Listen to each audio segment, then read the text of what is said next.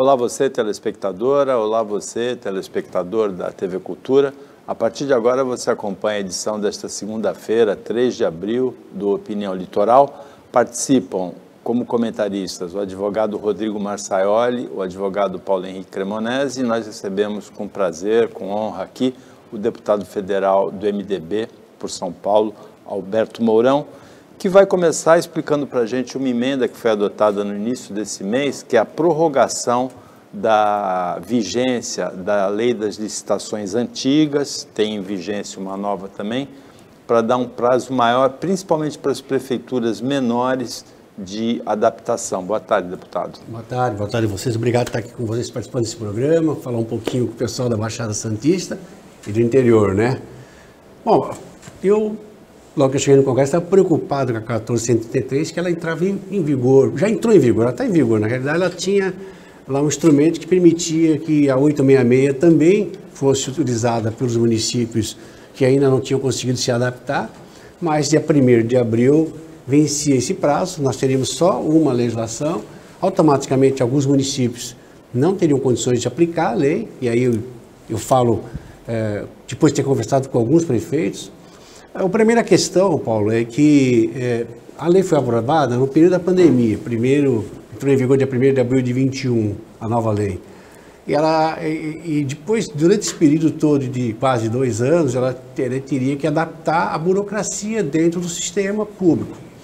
Só que nós tínhamos um impedimento constitucional que proibia a contratação de funcionários do período de pandemia. Então, quer dizer, eu preciso reestruturar a minha estrutura administrativa, mas eu estou impedido de contratar, fazer concurso, chamar, principalmente nas áreas da Procuradoria, áreas administrativas de economia, administração, porque a legislação nova, num dos artigos, diz que todo mundo que estiver atuando na área de contratação, de licitações dentro da máquina pública, tem que ser estável, concursado, estável, e com conhecimento da área. Isso é uma questão complexa. Eu vou falar assim, aí fazendo parênteses, da minha experiência, quando em um determinado momento lá atrás eu resolvi que todas as secretarias teriam procuradores para dar parecer em processos, principalmente de licitação, eu tive maior dificuldade, porque quando chegaram os procuradores novos, eles eram formados em direito, mas na verdade conhecer com toda a intensidade da legislação é outra coisa. Então, havia muita dificuldade no começo. Eu imagino isso para cidades de 10, 15, 20, 50 mil. Aqui na região, das 9 cidades, a maioria delas me procuraram dizendo que não tinham condições de aplicar a lei de imediato. Então, é óbvio que pesou o aspecto da impossibilidade de você contratar gente, como também de você colocar em prática alguns artigos. Tem um que diz que a licitação será feita com o planejamento, mas muito lato assim, com antecipado planejamento.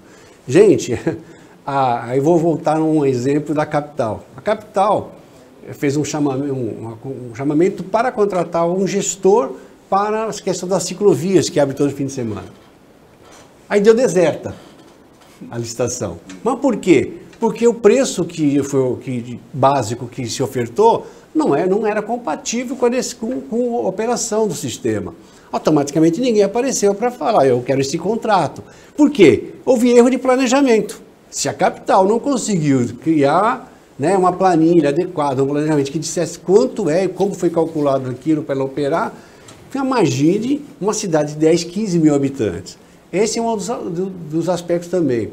Depois, a questão dos sistemas de informatização e de comunicação também.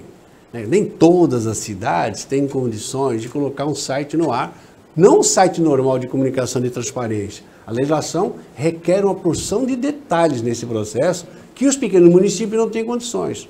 Então, precisava dar mais um tempo para isso.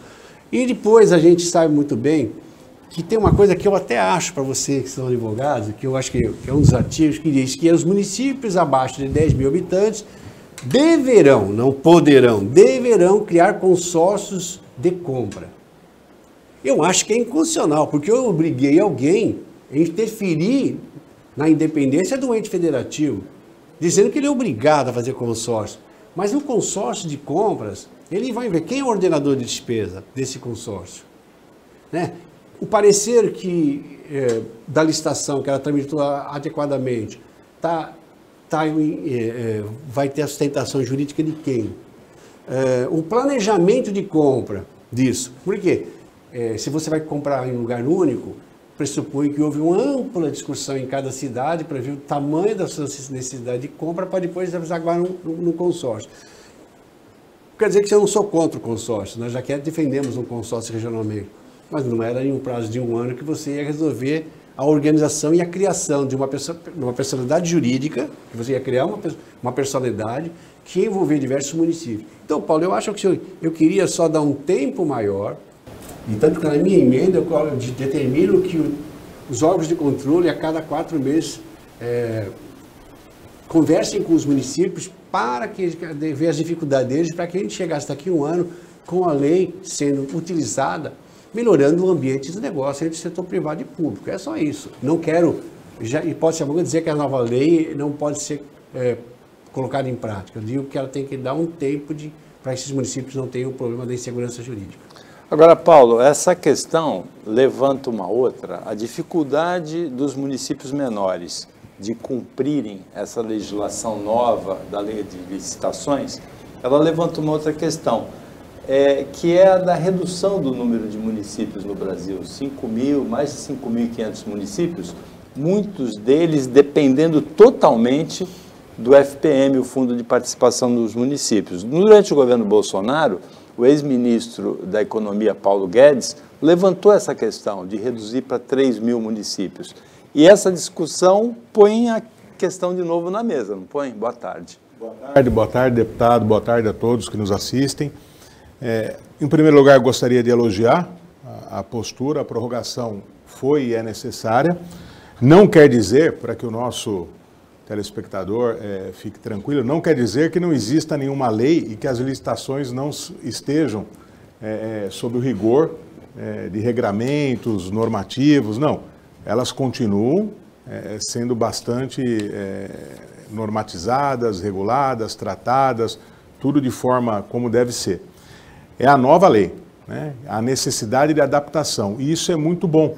Por quê? Porque se não houver a adaptação, o gestor que deseja fazer o que é certo pode ser prejudicado por conta de uma vírgula, por conta de um casuísmo legal. Infelizmente, e aqui é uma crítica assim, bastante construtiva aos legisladores em geral, sem nenhum tipo de adernamento político ideológico, muitas vezes os legisladores eles querem o melhor e idealizam algo baseado numa realidade própria de Brasília, ou de São Paulo, ou do Rio de Janeiro, e o Brasil ele é bastante poliédrico. O Brasil é muito complexo, não é um país fácil, não só pela sua dimensão continental, mas pelas características históricas, culturais, sociais do país. E o gestor que quer fazer o certo, quando se encontra muito amarrado, ele sem querer pode cometer um erro, e aí ser algo muito danoso para todos. Então, a prorrogação ela é boa para que haja adaptação.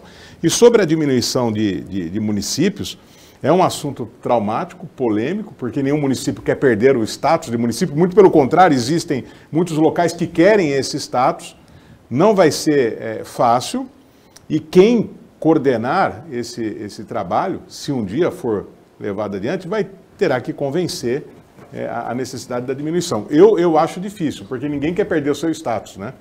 Eu defendo isso. O Serra até propôs no Senado tem uma proposta. Vocês sabem muito bem como é que você divide um município, por interesse político ou por uma estratégia financeira. Essa é a realidade. E ausência de serviço, que é uma terceira, né? Vamos dizer, por interesse político. Vou falar de Praia Grande, fica mais fácil. Tem o nosso distrito Solemar.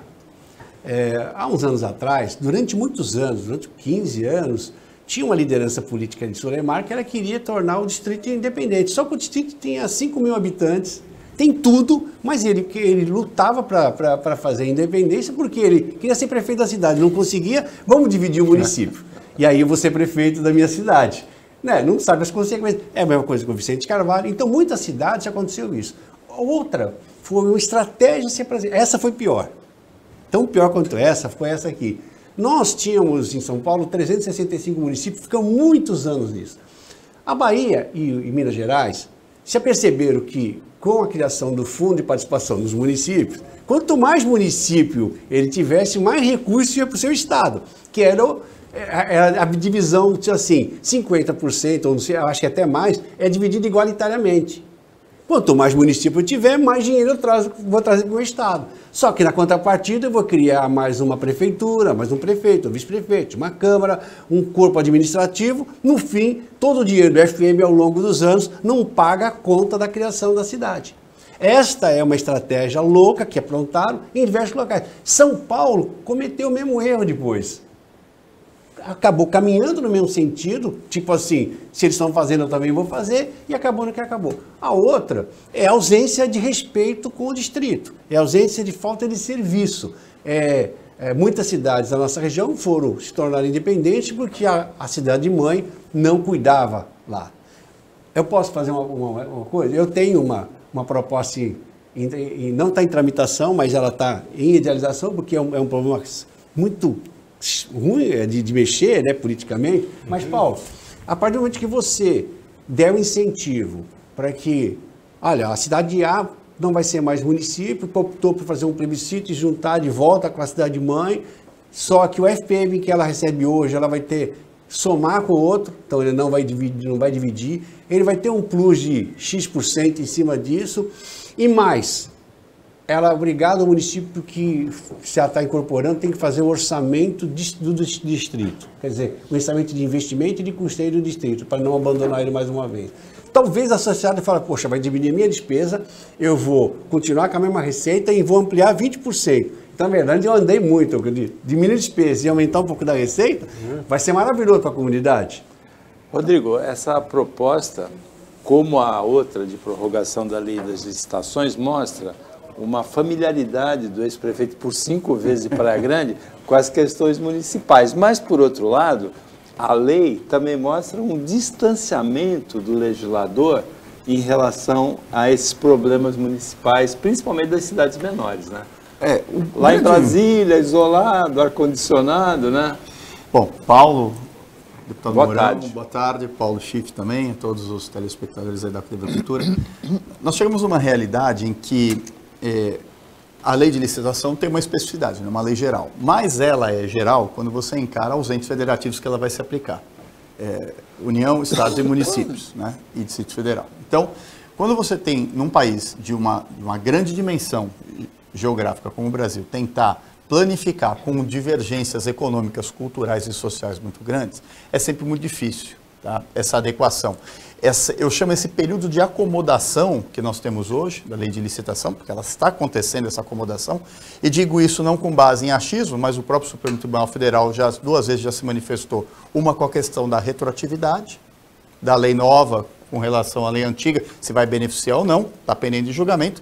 E na semana passada, quinta ou sexta, regulamentou a desnecessidade de processo licitatório, mas de contratação no transporte interestadual. Olha, se o próprio Supremo não consegue fazer uma compreensão linear para aplicar no país todo, já havendo buracos e interpretações diversas, quanto mais o legislador, como vocês colocaram, que não tem, às vezes, muito discernimento da realidade, só apenas aqueles que têm um caráter mais regionalizado. Tem outros que já estão lá na Câmara dos Deputados, numa ascensão mais de deputado genérico, ele não olha a especificidade da sua região, então isso acaba prejudicando bastante. Sem fazer exaltar a sugestão do deputado Mourão, mas ela é muito bem-vinda, porque se nós ainda não conseguimos chegar a um denominador, se na discussão do dia a dia nós conseguimos já verificar outras situações que eu não tinha verificado, essa questão do termo poderão, tem total razão. Ele não pode interferir na infraestrutura administrativa e muitas vezes do próprio executivo querendo incutir que é uma necessidade. A diferença do poderão para o deverão, né? É muito grande isso. E o Supremo já cansou de julgar justamente esse critério interpretativo gramatical no meio da lei. Então, essa postergação, eu nem sei se em 1 ano vai ser suficiente. Tá? Talvez tenha necessidades, conforme for se manifestando o caráter de interpretação da norma, de talvez prorrogar um pouco mais, sobretudo aqueles menos favorecidos, que é o que tem menos infraestrutura. Mas tem na proposta também esse acompanhamento pelo Tribunal de Contas a cada 4 meses. Né? Mas será que o Tribunal de Contas tem estrutura e vai conseguir, frente já às demandas de ofício que eles têm que julgar? No próximo bloco, uma questão regional, na verdade, municipal de Santos, mas se estende pelos outros municípios da região.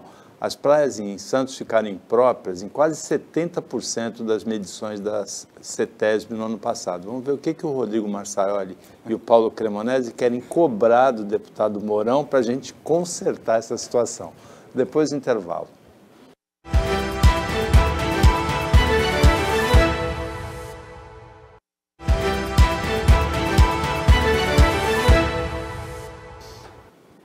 Voltando com a opinião litoral desta segunda-feira, participam Paulo Henrique Cremonesi, Rodrigo Marçaioli, comentaristas. A gente recebe o deputado federal Alberto Mourão.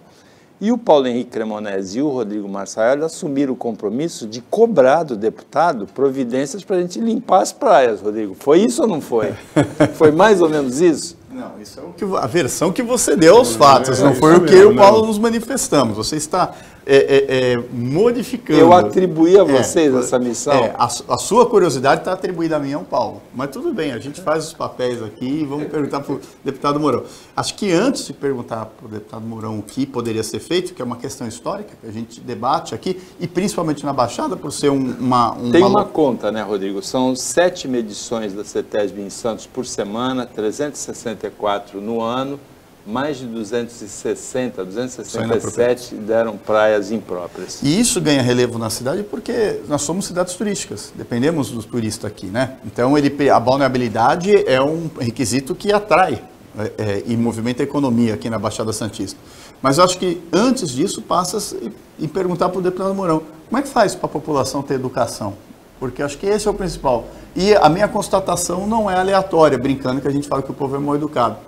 Vide as praias na época da pandemia, a maravilha que era, a balneabilidade, a limpeza, a qualidade do próprio mar, como é que estava. Então isso passa obrigatoriamente que o porcalhão é que acaba transformando não balneável as praias. Santos tem a questão dos canais, a gente sabe disso. Mas na Baixada como um todo, eu acho que esse é o principal requisito. Não sei o Paulo, que vai complementar para perguntar para o Mourão. Antes de passar para quem interessa, né, o convidado de honra, o deputado, mas em Santos o problema sempre foi mais grave, aproveitando a presença dele, que redesenhou a Praia Grande positivamente, sempre foi mais grave do que na Praia Grande, porque Santos é uma baía, a Praia Grande é mar aberto. Então isso facilita bastante. Praia Grande começou a sofrer esse problema por conta do crescimento da população e também do turismo. É a cidade hoje que mais atrai paulistanos, mais atrai os paulistas do interior. Então, tem esse elemento que Rodrigo, perdão. Tem esse elemento que o Rodrigo colocou e tem também a questão do esgoto. Né, o que é importante ser levado em consideração, vai para o emissário submarino, parece que alguma coisa sempre retorna, então não é um problema fácil, não é um problema dos prefeitos, eu acredito que é um problema mais do Brasil, né, do que efetivamente dos prefeitos da região, mas os prefeitos da região são os porta-vozes, assim como os deputados.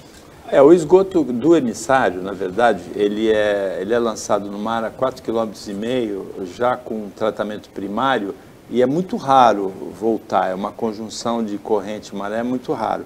Mas o Rodrigo tocou num ponto importante, o Paulo, que é o esgoto clandestino que é jogado no canal. Depois de chuva grande, sempre que abriu a comporta, 2, 3 dias de mar poluído. A gente tem que separar. Primeiro, eu acho que ele tocou no assunto, Rodrigo, perfeito, é a questão da educação. Vamos começar a fazer uma análise. Nós moramos, a região da Baixada das 9 cidades, a 1 metro do nível do mar. Então, a gente já tem problemas de alagamento, problema de escoamento de água principalmente de chuva, água de drenagem no dia a dia. Então, olhando por essa situação, todas as nossas águas de drenagem, microdrenagem que passa na porta das casas das pessoas, vão para os canais de macrodrenagem, que é os canais que tem em Santos, que é os canais que tem 200 quilômetros de canal em Praia Grande e em São Vicente alguns canais, e outras cidades. Então, todo esse volume de água que sai da microdrenagem e vai para a macrodrenagem dos canais, vai parar onde? No mar. Não sobe a montanha, nem deve. Tem que estar lá. Deságua nas bocas do estuário. Vem aí. Depois ou vai para os rios. Aí você vê Itanhaém, Peruíbe, todas as cidades do litoral sul, toda a água que desce ou vai parar para o mar saindo nos 2 rios que eles têm por lá para o mar, ou vem percorrendo o rio e vai sair aqui em São Vicente para sair na embocadura do Porto de Santos ou de São Vicente, na divisa com Praia Grande.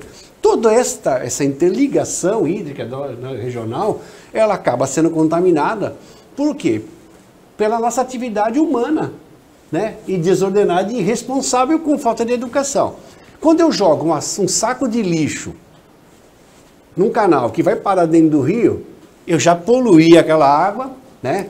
Eu já estou contribuindo com isso. Quando eu ando com o meu carro na rua, toda aquela partícula do desgaste do pneu também e do óleo choveu, vai para a drenagem. Toda a vez que a gente vai à praia e não faz o seu serviço adequado e usa a praia, também contribuiu para esse mapeamento. Então, a atmosfera também, cada vez que chove e limpa a atmosfera, essas partículas suspensas no ar descem e vão para os canais de dragagem. O que acontece? Eu acho que a estatística, ela tem que mostrar efetivamente que a praia não está viável para banho, porque ela diz que ela está imprópria. A leitura que se faz é que tudo que tem lá é esgoto, mas não é. A gente precisa fazer um mapeamento disso. Eles têm essa informação, quando eles fazem um relatório, eles detalham qual é o volume de comprometimento dessas águas, de forma que você saiba separar o esgoto, separar o que é partícula suspensa de óleo. A partir do momento que eu tenho uma mecânica, uma oficina aqui no centro de Santos, e eu jogo a minha água que eu lavei à oficina direto para a drenagem, ela vai parar ali no canal, e no canal vai parar na ponta da praia, vai parar no onde for a oficina. Aí aparece lá que ela está imprópria, porque tem partículas de óleo lá. Então o que a gente precisa fazer? Um grande trabalho de cidadania, porque eu garanto que 80% disso não aconteceria se tivesse educação, respeito. E a gente não tem. Essa é uma luta que envolve bom senso entre os órgãos de controle, que aí é a fiscalização do CETESB, onde ela levante o detalhe de cada uma dessas partículas que está comprometendo a moralidade para fazer uma ação administrativa com a sociedade. Bom, tem um outro projeto do deputado Alberto Mourão que é bem interessante. Acho que qualquer um de nós aqui na bancada, ou você telespectadora, você telespectador, já se sentiu intrigado, assim, encafifado, quando alguém precisa de uma internação no SUS. Qual é o critério para ter internação ou não? Qual é o critério para ter o atendimento ou não? E o Mourão, Paulo, ele propôs a criação de um sistema de regulação de leitos, principalmente, mas também tratamentos no SUS, que seja transparente, que todo mundo entenda o que está acontecendo, porque muitas vezes você sente uma pessoa angustiada porque precisa daquele leito e não sabe quando que vai ter. O CROS, né, a Central de Regulação da Oferta de Serviços de Saúde, é assim, impermeável, né, enigmática.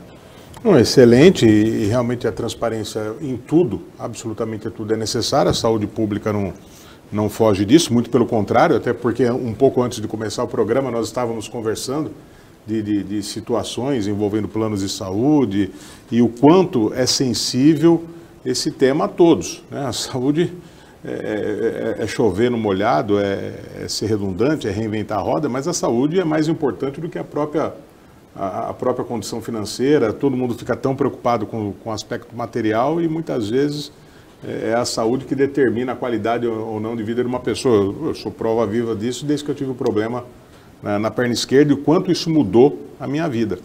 Só que felizmente eu tenho uma condição favorável para o tratamento que não é a da maior parte da população, que conta com o SUS.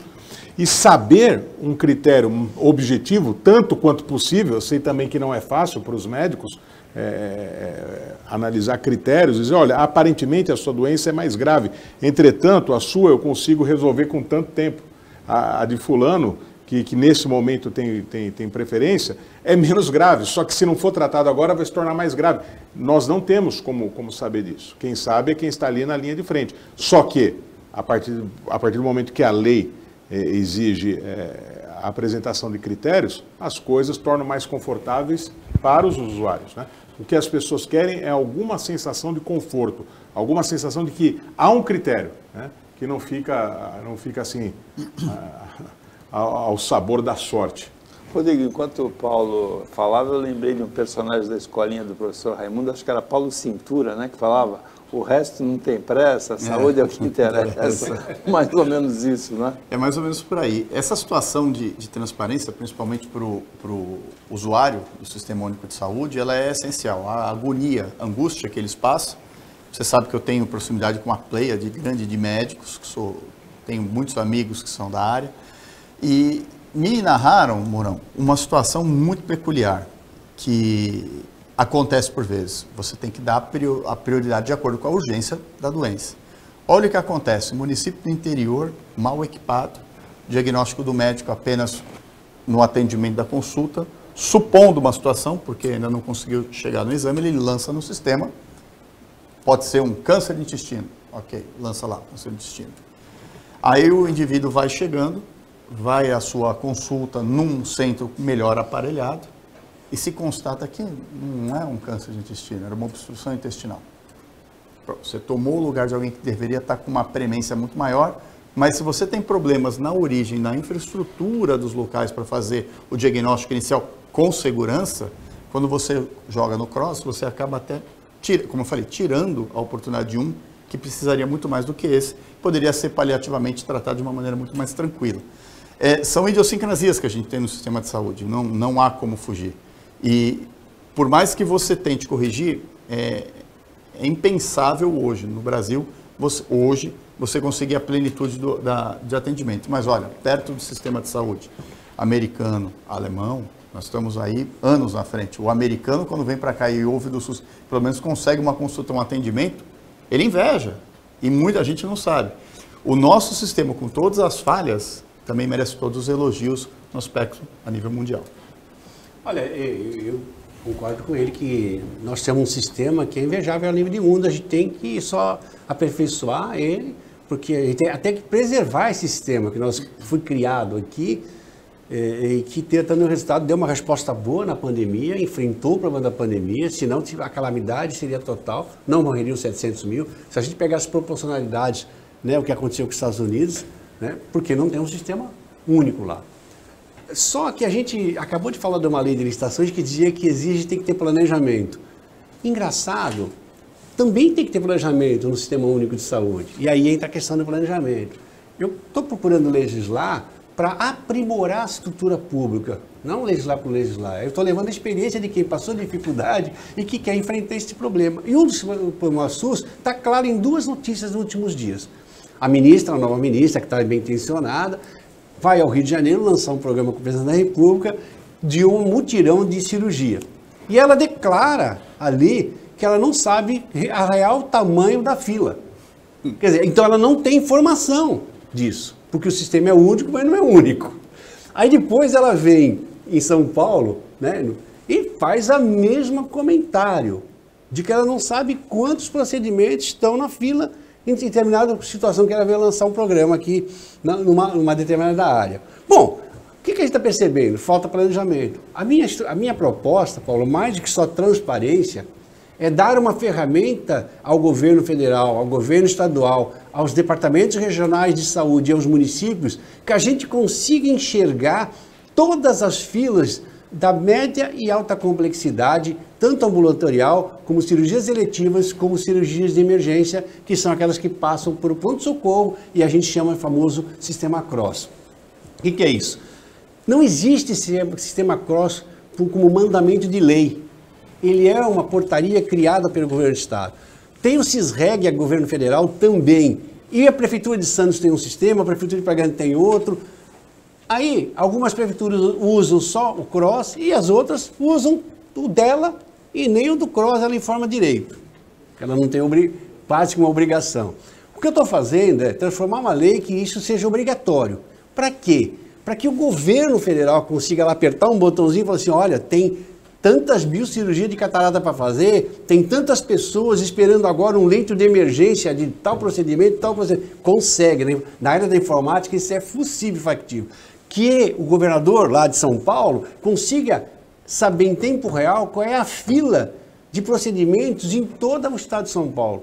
que o prefeito da cidade consiga fazer isso e que o diretor regional de saúde não fica num achismo procurando quanto é a fila da região da Baixada Santista. E com isso fazer planejamento para mutirões, usando a capacidade ociosa dos hospitais privados para fazer mutirões. E aí neste ordenamento de lei eu falo que quando o ordenador do sistema de saúde, nas suas esferas constitucionais, nos entes federativos, detectar que o prazo está acima do que preconizado pela Organização de Saúde, ele pode startar chamamento público para credenciar setores privados para prestar o serviço.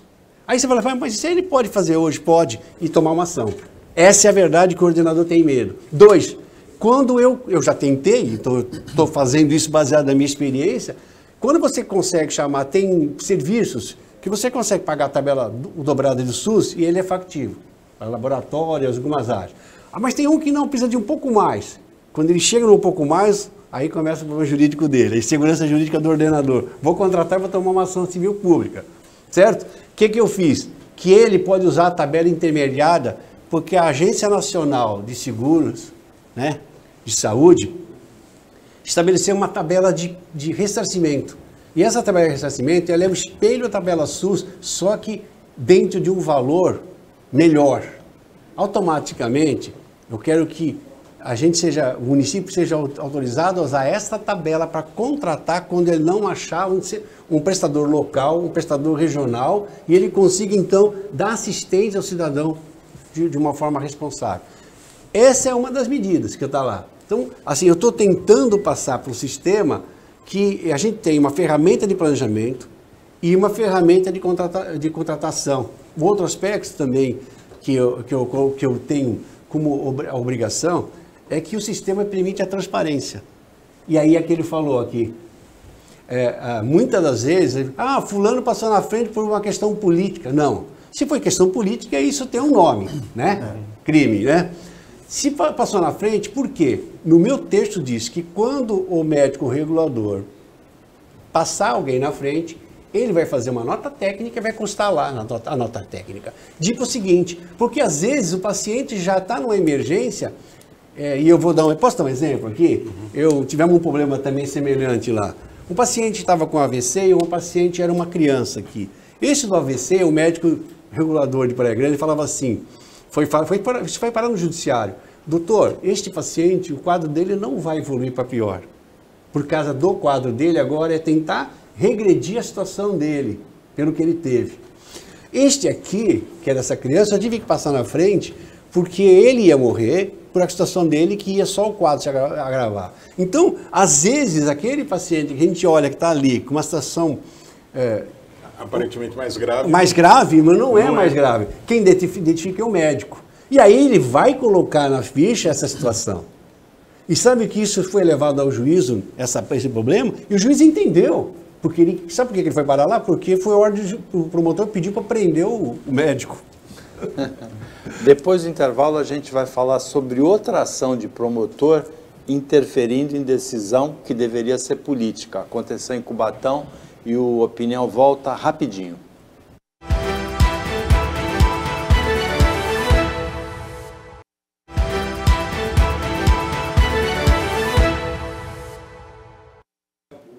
Voltando para o último bloco do Opinião Litoral desta segunda-feira, a gente recebe o deputado federal Alberto Mourão, do PMDB por São Paulo, e participam como comentaristas o Rodrigo Marçaioli, advogado, o Paulo Henrique Cremonesi, também advogado. No bloco anterior, a gente falou de uma decisão de um médico que foi contestada por um promotor. Isso foi em Praia Grande, não é, Mourão? Em Praia Grande. Agora tem uma decisão interessante, uma situação muito interessante em Cubatão. Cubatão completa 79, desde 49, então são 74 anos, né, de emancipação, no dia 9 de abril. E tem uma programação de 4 shows. Tem o padre Alessandro, tem o cantor Leonardo, são 4 shows. O Ministério Público entendeu que a Prefeitura não deveria fazer os shows, gastar o dinheiro dessa maneira. Nós temos 2 advogados e um prefeito aqui. Mas quem foi, a gente até critica bastante o prefeito de Cubatão aqui, o Ademário de Oliveira, mas quem foi eleito para decidir se a cidade faz o show ou não foi o Ademário, não foi o promotor. Como é que você vê isso, Mourão? Quando eu vi a proposta... A justiça negou. Negou porque ele está interferindo no ato discricionário do prefeito e ele tem um orçamento, programa, que se ele tinha a dotação para isso, tinha a rubrica para lá, agora, eu não acredito que ele tenha remanejado. Mesmo assim, ele podia remanejar com autorização da Câmara, mas não acredito que seja isso, porque isso é uma rotina fazer o show do aniversário da cidade. Acho que, assim, do ponto de vista jurídico, é defensável tudo que o administrador está fazendo. Agora, o lado político é uma questão de julgamento de sociedade, né? Eu acho que a partir do momento que você começa a interferir demais dessa forma, a gente engessa as administrações públicas. Eu não quero dizer que amanhã você pague politicamente por isso, mas não pode pagar juridicamente se você está certo. Em resumo, o que o Mourão falou, Paulo, quem julga isso é o eleitor, não o promotor, né? É o eleitor, o deputado está absolutamente certo, o Ministério Público, ele é um fiscal da lei. E todas as homenagens à instituição, ao Ministério Público, extremamente importante, a Constituição de 1988 vitaminou o Ministério Público, deu-lhe mais poderes de ação, tudo isso é ótimo. Mas esse poder tem que ser exercido com parcimônia, inteligência, segundo o princípio da proporcionalidade, e não cabe ao promotor de justiça, em que pese a sua importância, juízo de valor sobre aquilo que o administrador faz.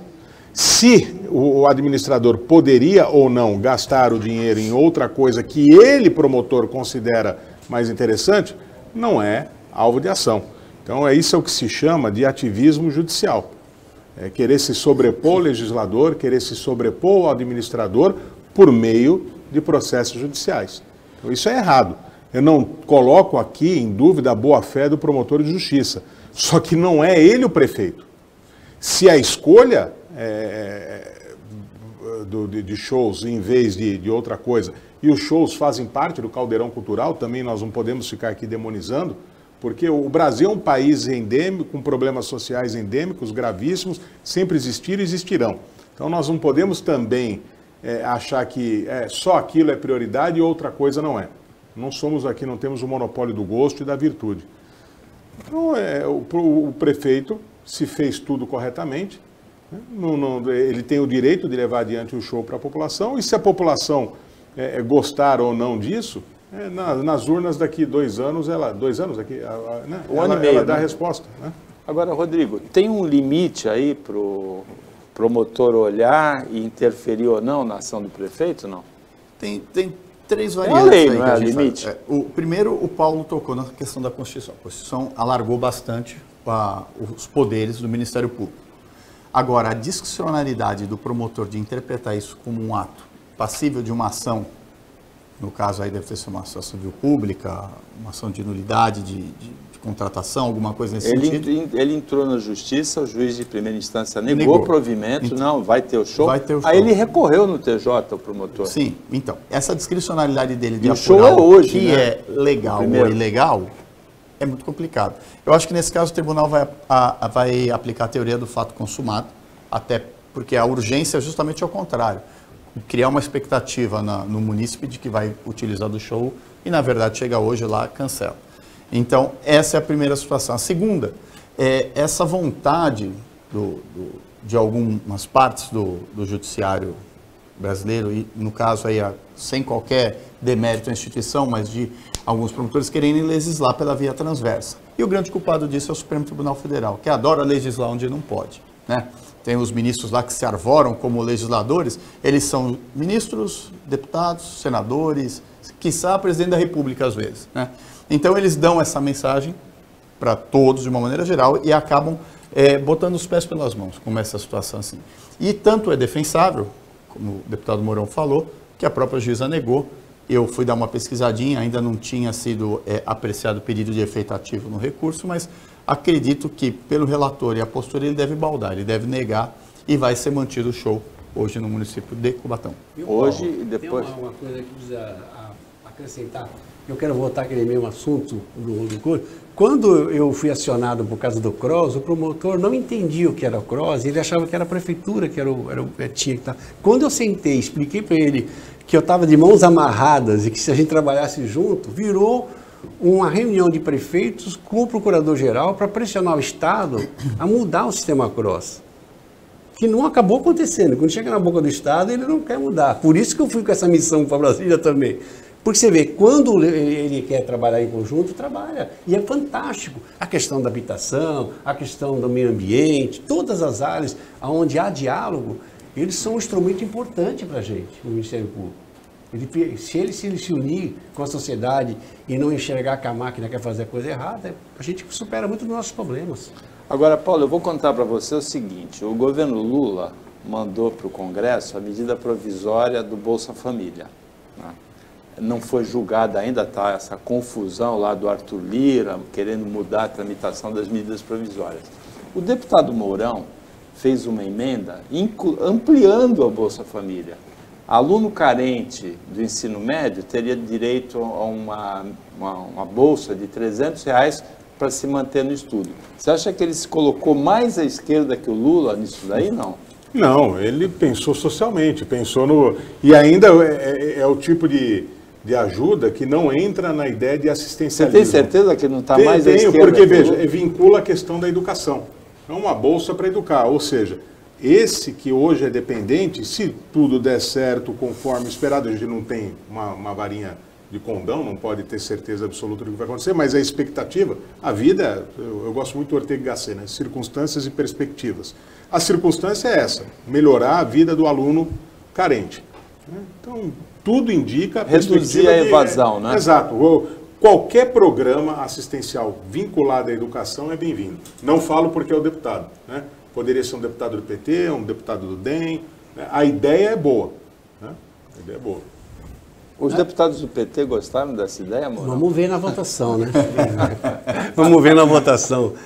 Você não pode roubar o lado social. Mas, na verdade, Paulo, o que eu quis fazer é o seguinte. Tem se anunciado que 5 milhões de pessoas serão tiradas do sistema, porque não recebiam sem necessidade. Né? E eu defendo, e já defendia na campanha, então não é novidade isso, de que a gente devia pagar uma bolsa para o estudante de ensino médio de período integral. Porque 9,8% dos estudantes abandonam o ensino para ir trabalhar. E mais outro quase 9 e tantos por cento, quase 10%, são reprovados, que são retindos, porque na verdade ficam fazendo outras coisas e não acabam fazendo um bom processo educacional. E eu defendo que este jovem fique o dia inteiro, eu prefiro ele de manhã e de tarde num colégio e recebendo uma ajuda do Estado para ele terminar bem o ensino médio, e aí sim ele ir para o mercado de trabalho, do que ele entrar no mercado de trabalho em paralelo e não fazer uma coisa nem outra. É isso, Paulo.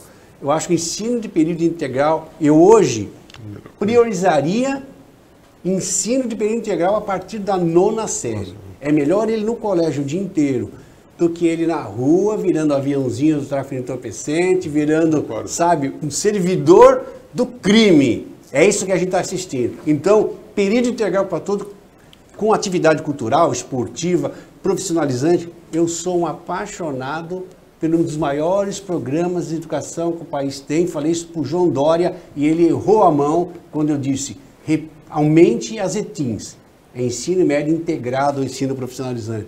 Vai visitar uma escola de ETIN e você vai ver a diferença deste aluno para outro aluno. Agora, Rodrigo, se você fosse um deputado do PT, você ia gostar dessa emenda do Mourão na medida provisória do Bolsa Família? Lógico, né? Pelo social não tem como, né? É totalmente correta e alinhada com a perspectiva que nós temos. É um problema carente de educação, você está investindo nela, não tem nem porquê. Até mesmo, eu entendo até o que o deputado falou. Já temos algumas Bolsas Famílias ilegais, ilícitas, vai sobrar verba de outro lado, que você pode muito bem direcionar para uma coisa mais efetiva, que é a educação. Bom, chegamos ao final do Opinião Litoral dessa segunda-feira. Tinha uma notícia folclórica para a gente comentar, que eu não ia pôr para comentar, que é uma mulher em Fortaleza, no Ceará, que tem 2 maridos, ela acha que acabou a depressão dela, cabe um terceiro marido aí, mas não cabe outra mulher, mas eu nem vou pedir para o Paulo e para o Rodrigo comentarem essa notícia, só comunicar essa notícia. Nós agradecemos a presença do deputado... Paulo, na TV sobre isso. Tem no Discovery, né? Alguma coisa? No Discovery tem um. Eu estou fazendo um merchandising para Discovery. Agradecemos muito a presença do Mourão aqui, a participação do Paulinho Cremonese, do Rodrigo Marçaioli, o trabalho da equipe técnica e de jornalismo do Sistema Costa Norte, e agradecemos principalmente a você que acompanhou a gente mais essa edição. Até amanhã, nesse mesmo horário de 15 para 1 tarde, pouco depois da meia-noite na representação, e uma ótima semana para você que você merece.